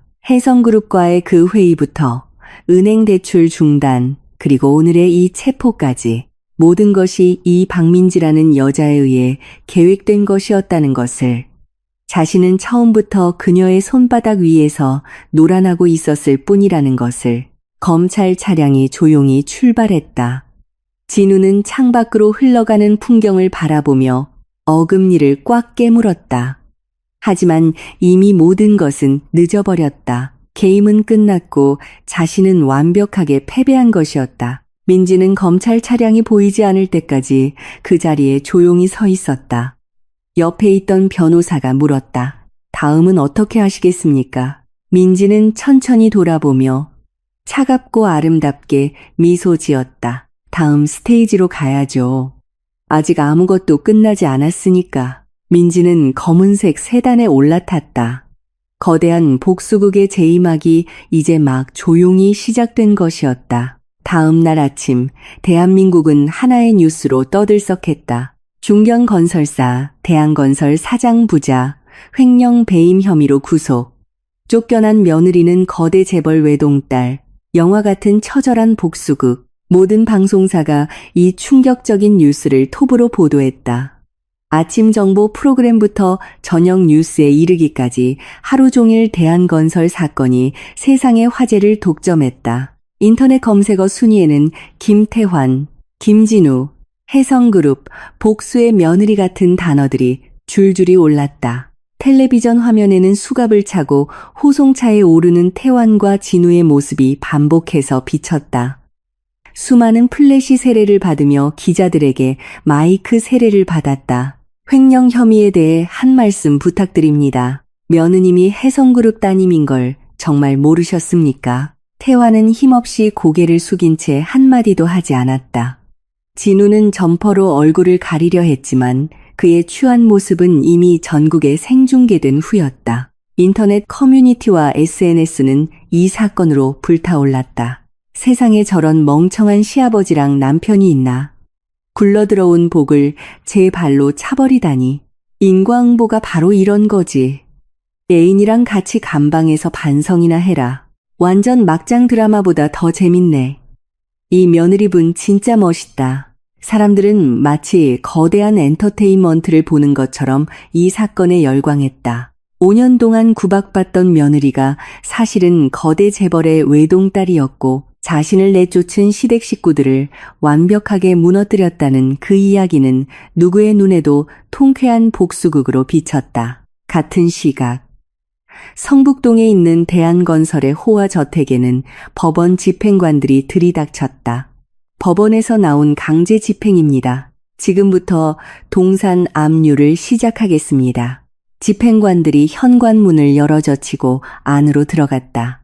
그 뒤로 작업 인부들이 빨간 딱지, 이른바 압류물 표목을 손에 들고 집 안으로 흩어졌다. 아내 선희가 침실에서 황급히 뛰쳐나왔다. 뭐예요 당신들. 여긴 우리 집이라고요. 법원의 명령입니다. 채무 불이행에 따른 강제 집행입니다. 집행관이 영장을 내밀었지만 선희는 그것을 쳐다보려 하지도 않았다. 작업 인부들이 거실에 있는 대형 텔레비전에 무정하게 빨간 딱지를 붙였다. 소파에도, 식기장에도, 그리고 선희가 혼수품으로 무엇보다 소중히 여겼던 자개장에도 그 빨간 딱지가 차례로 붙어갔다. 안 돼. 그거엔 손대지 마. 선희가 자개장 앞으로 달려가 막아섰다. 그것은 돌아가신 시아버지에게서 물려받은 유일한 유품이었다. 하지만 집행관은 차갑게 말했다. 죄송하지만 비켜주시겠습니까? 싫어. 절대로 안 비켜. 선희가 완강하게 버티자 집행관은 경비 인력을 불렀다. 2명의 경비원이 선희의 양팔을 붙잡고 힘으로 옆으로 끌어냈다. 선희는 발버둥치며 비명을 질렀지만 더는 허망한 저항일 뿐이었다. 집안 구석구석에 빨간 딱지가 붙어갔다. 냉장고도, 세탁기도, 에어컨까지도 선희가 평생에 걸쳐 쌓아올린 자그마한 왕국이 한순간에 타인의 것으로 변해가고 있었다. 이 집에서도 퇴거하셔야 합니다. 집행관이 최종 통보를 했다. 선희는 믿을 수 없다는 표정으로 그를 쳐다보았다. 뭐라고요? 나가라고요? 여긴 내 집인데 이 부동산도 압류 대상입니다. 3일 안에 비워주십시오. 선희의 무릎에서 힘이 풀렸다. 벽에 기대어 겨우 서 있을 뿐이었다. 평생을 살아온 이 집에서 쫓겨난다니 그것이 꿈인지 현실인지조차 구별이 가지 않았다. 집행관들이 떠난 후 선희는 텅 빈 거실에 홀로 남겨졌다. 빨간 딱지가 붙은 가구들이 마치 그녀의 어리석음을 비웃는 것 같았다. 텔레비전에서는 여전히 남편과 아들이 연행되는 뉴스가 반복해서 흘러나오고 있었다. 선희는 그 자리에 주저앉아 소리내어 통곡했다. 대체 어디서부터 잘못된 걸까? 며느리를 구박했던 것일까? 아들의 바람을 모른 척했던 것일까? 아니면 그 며느리가 누구인지도 모르고 집에서 내쫓아버린 것일까? 후회해도 이미 늦었다. 모든 것은 끝나버린 것이었다. 3일 후 선희는 작은 보스턴백 하나를 들고 추억이 가득한 집을 나섰다. 갈 곳은 없었다. 친척들은 뉴스를 보고 뿔뿔이 흩어지듯 연락을 끊었고 친구라고 생각했던 사람들도 누구 하나 전화를 받지 않았다. 처음 며칠은 얼마 안 되는 돈으로 비즈니스 호텔에 묵었지만 그것도 금방 바닥이 났고 이제는 24시간 찜질방에서 밤을 새우는 신세가 되었다. 호화로운 저택에서 명품을 두르고 살던 여자가 이제는 수면실 한 구석 딱딱한 매트에 몸을 눕히는 가련한 신세가 된 것이다. 세상이 이렇게 허무하게 뒤집힐 줄은 꿈에도 몰랐다. 한편 구치소에 수감된 진우의 상황도 비참했다. 독방에 들어간 첫날 밤 진우는 한숨도 잘 수 없었다. 차가운 콘크리트 바닥, 벽 너머에서 들려오는 정체 모를 신음소리. 이곳이 현실 세계라고는 도저히 믿을 수 없었다. 며칠이 지나자 진우는 다른 수감자들의 괴롭힘의 대상이 되었다. 뉴스를 통해 그의 사건을 알고 있는 자들이 있었던 것이다. 어이, 너 그 멍청이 맞지? 재벌 며느리 쫓아냈다는 그 얼간이 남편 말이야. 한 수감자가 낄낄거리며 말을 걸어왔다. 진우는 아무 대답도 할 수 없었다. 대단하다, 진짜. 혜성그룹 딸을 걷어차? 머리에 뇌는 들어있냐? 다른 수감자도 비웃었다. 진우는 이를 악물었지만 이곳에서 반항할 수는 없었다. 밖에서는 회사 상무로 거들먹거렸지만 이 안에서는 그저 힘없는 수감자일 뿐이었으니까 식사 시간도 외로웠다. 그의 옆에 앉으려는 사람은 아무도 없었고 말을 걸어도 모두 무시했다. 진우는 항상 식당 구석에서 혼자 식은 밥을 우겨 넣어야 했다. 며칠이 지나도 면회 오는 사람은 아무도 없었다. 아버지는 똑같이 수감되어 있고 어머니는 연락이 닿지 않았다.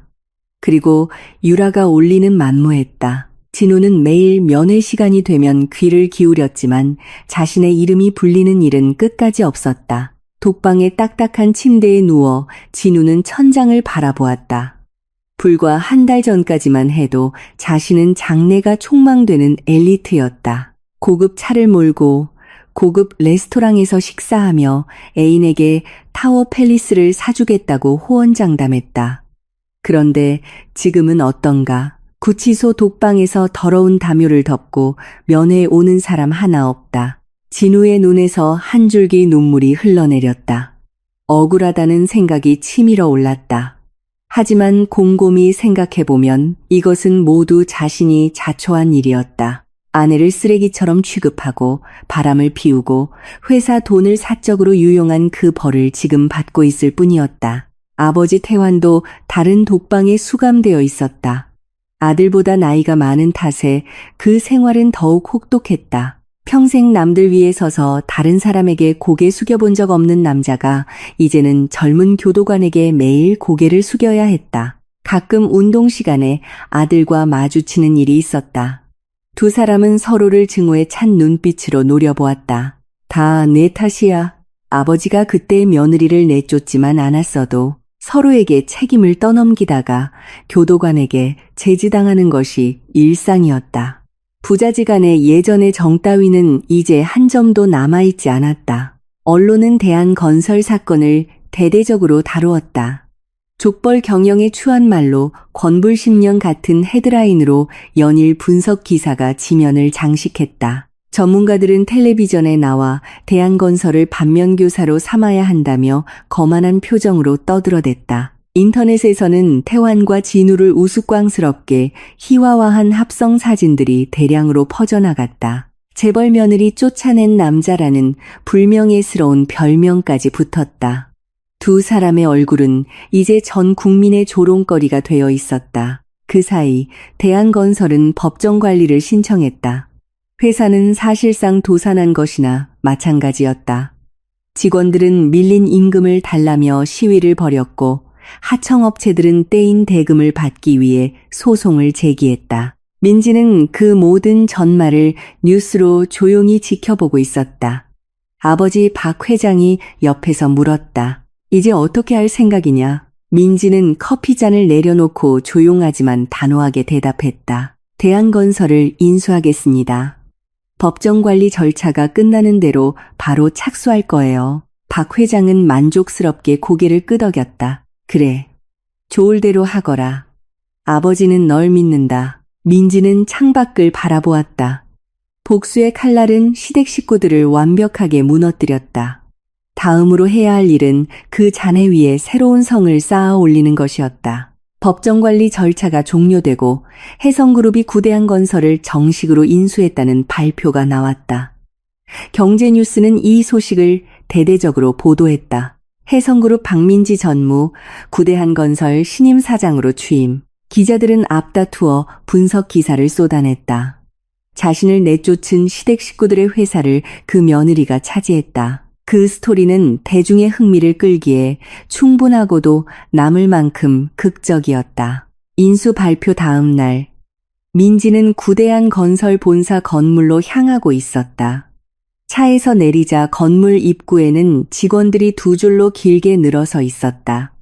모두 긴장한 기색이었다. 새로운 사장이 대체 어떤 인물인지, 자신들의 운명은 어떻게 될지 불안으로 가득했을 것이다.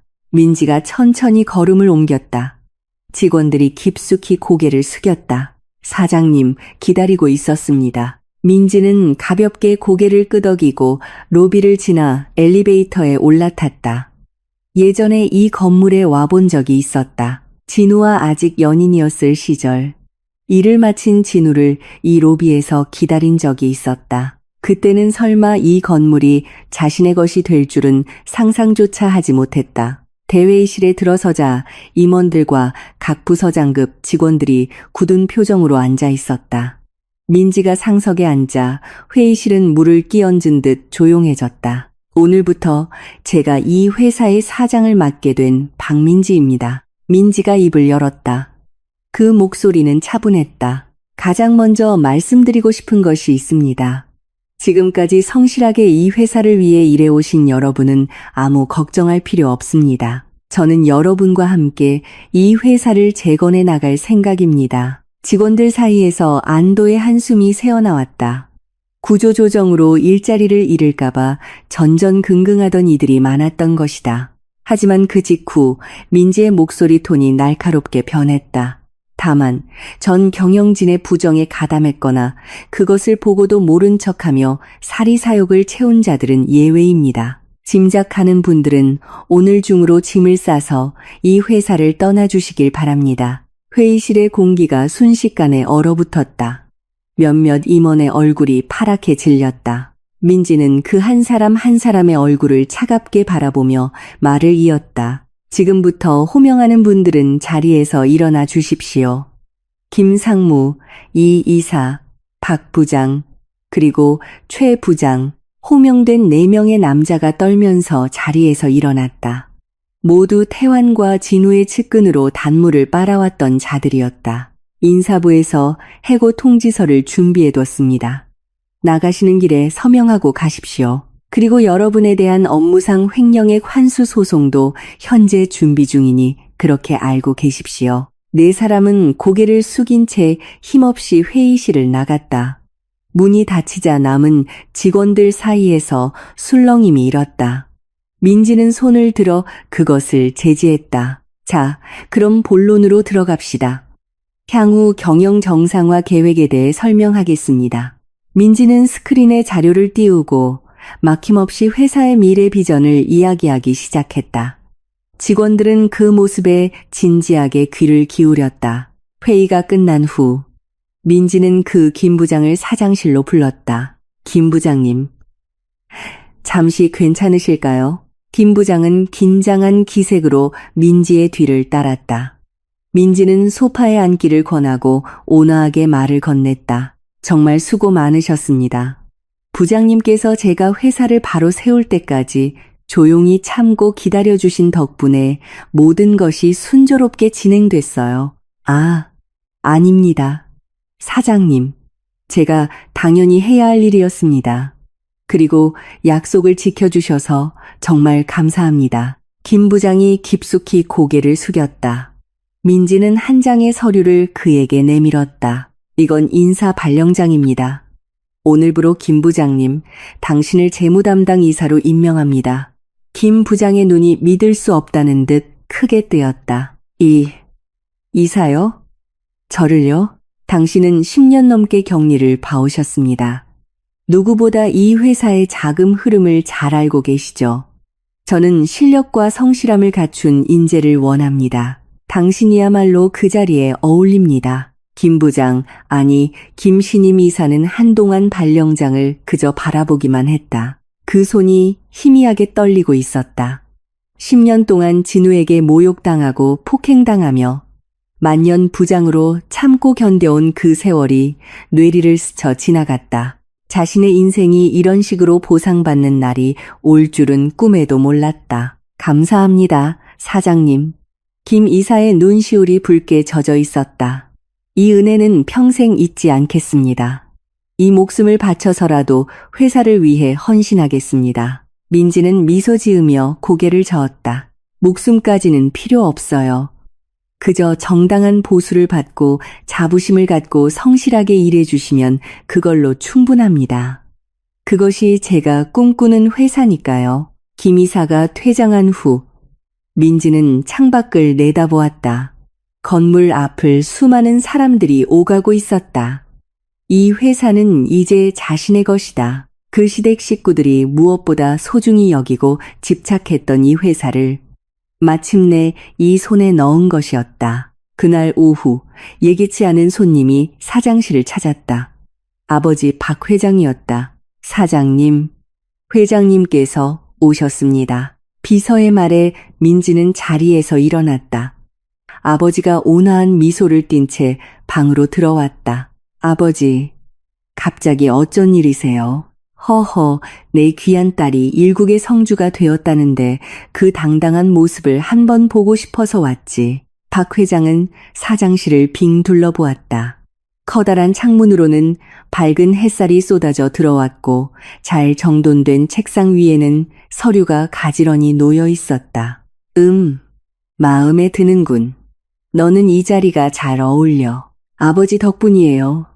정말 감사했습니다. 민지가 말하자 박 회장은 조용히 고개를 저었다. 나는 계기를 마련해 주었을 뿐이다. 여기까지 온 것은 모두 내 자신의 힘이야. 민지는 아버지에게 커피를 타드렸다. 두 사람은 소파에 앉아 잠시 이야기를 나누었다. 앞으로 어떻게 할 생각이냐? 박 회장이 물었다. 민지는 찻잔을 내려놓고 똑바로 앞을 보며 대답했다. 우선 회사 정상화에 전력을 다할 거예요. 밀린 하청 대금을 지급하고 직원들 복지를 개선해야죠. 시간은 걸리겠지만 누구에게도 손가락질 받지 않는 정직한 회사로 만들어 보일 거예요. 박 회장은 만족스럽게 고개를 끄덕였다. 그래, 그것이야말로 진정한 경영이지. 복수는 이제 끝났다. 이제부터는 앞만 보고 나아가거라. 민지는 고개를 끄덕였다. 아버지의 말이 맞았다. 복수는 끝났다. 시댁 식구들은 파멸했고 진우는 죗값을 치르고 있다. 그리고 회사는 이 손안에 있다. 더 이상 어두운 과거에 얽매여 있을 필요는 어디에도 없었다. 박 회장은 일어서며 말했다. 바쁠 텐데 오래 있지는 않으마. 나는 이만 가보겠다. 네, 아버지. 조심히 가세요. 민지는 아버지를 엘리베이터 홀까지 배웅했다. 엘리베이터 앞에서 박 회장은 문득 뒤돌아보며 딸을 바라보았다. 민지야, 네, 이제 너는 내 귀한 딸이기만 한 것이 아니구나. 한 명의 훌륭한 경영자, 박민지다. 박 회장이 자랑스럽게 미소 지었다. 민지도 마주 미소 지었다. 네, 아버지, 명심하겠습니다. 엘리베이터 문이 닫히고 민지는 사장실로 돌아왔다. 창밖에서는 해가 천천히 기울고 있었다. 하늘이 아름다운 붉은 빛으로 물들고 있었다. 민지는 책상 의자에 깊숙이 몸을 묻었다. 눈앞에는 아직 해야 할 일이 산더미처럼 쌓여 있었다. 하지만 이상하게도 마음은 가벼웠다. 5년 동안 자신의 마음을 무겁게 짓누르던 무언가로부터 완전히 해방된 듯한 그런 기분이었다. 건물 옥상에서는 공사가 진행되고 있었다. 녹슨 대한건설이라는 낡은 간판이 철거되고 있었다. 내일이면 그 자리에 해성홀딩스의 새로운 로고가 걸리게 될 것이다. 모든 것은 이제부터 시작이었다. 그로부터 한 달의 시간이 흘렀다. 회사는 놀라울 만큼 빠른 속도로 안정을 되찾아갔다. 밀린 대금을 모두 지불하고 부실 사업부를 정리했으며 새로운 프로젝트 준비를 진행했다. 민지는 그야말로 잠자는 시간도 아껴가며 일에 몰두했다. 하지만 이상하게도 피곤하지 않았다. 모든 것이 자신의 의지로 미래를 위해 하는 일이었기 때문이었다. 그날도 야근을 마치고 퇴근 준비를 하던 밤이었다. 민지는 책상 서랍을 정리하다가 그 깊숙한 곳에서 낡은 쇼핑백 하나를 발견했다. 한동안 그 존재조차 잊고 있던 것이었다. 민지는 그 쇼핑백을 무릎 위에 올려놓았다. 안에는 포장도 뜯지 않은 새 넥타이가 들어있었다.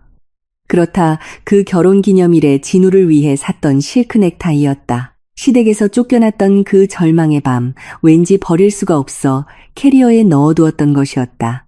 민지는 그 넥타이 상자를 손에 들고 한동안 가만히 바라보았다. 그때 자신은 왜 이것을 버리지 못했을까? 미련이었을까?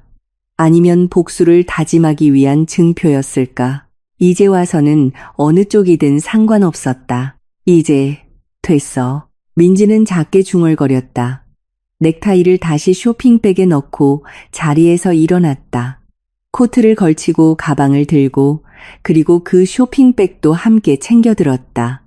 엘리베이터를 타고 1층으로 내려왔다. 로비에서는 야근을 마친 직원들이 드문드문 오가고 있었다.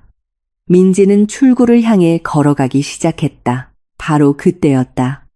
민지야. 누군가 민지의 이름을 불렀다.